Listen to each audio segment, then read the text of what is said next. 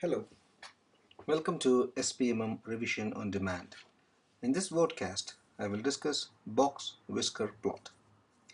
A box and whisker plot is very useful to illustrate the spread of a set of data. Most often, it is used to present observations based on a single variable, for example, weight or age, etc., measured from one or more samples. From a box-whisker plot, we can also visually assess the presence of normality and skewness. Let us now look at the anatomy of a typical box-whisker plot. The central portion of a box-whisker plot is the rectangular box that is often shaded. Its edges represent 25th and 75th percentile values of the data set. The difference between the upper and lower quartile, that is, the 25th and 75th percentile value, is the interquartile range. This is represented by the overall width of the box in the horizontal plot.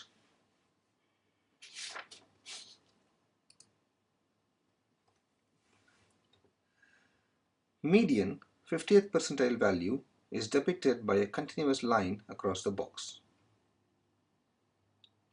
Mean can also be shown, and this is done often using a dotted line. The two straight lines that extend from the box make up the whiskers. The bounds on the whiskers represent the lowest and the highest values, either with or without removing any outliers. How can we identify the outliers? Outliers are values that are either above or below 1.5 times the interquartile range.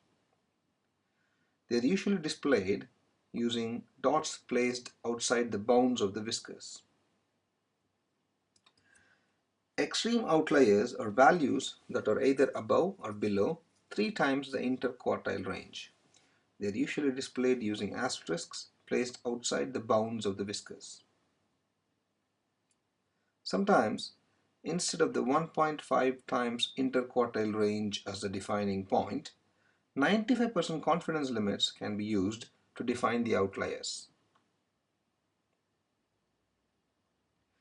An important aspect of drawing a box-whisker plot is the ability to visually assess normality. Normally distributed data has equal-sized whiskers on either side of the box, with no outliers, and mean and median being the same or pretty close to each other. Negatively skewed data has unequal-sized whiskers, with more outliers with lower values, and the mean pulled towards the side of the low-value outliers. Positively skewed data has unequal-sized whiskers, with more outliers with higher values, and the mean pulled towards the side of the high-value outliers. Here is an exercise to recap our skills when reading box-whisker plots. Identify the group with the most number of outliers. Mixed anxiety depression group has the most outliers. Identify the group with most normal distribution. Anxiety group has more or less equal-sized whiskers with no outliers. This is likely to be more normal than other groups. Identify the group with the most pronounced positive skew.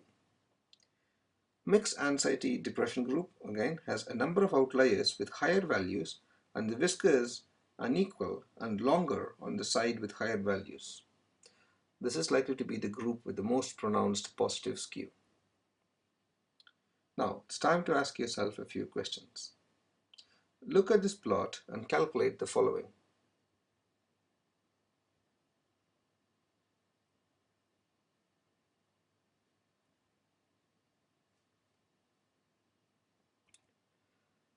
Thank you for choosing SPMM course for your revision.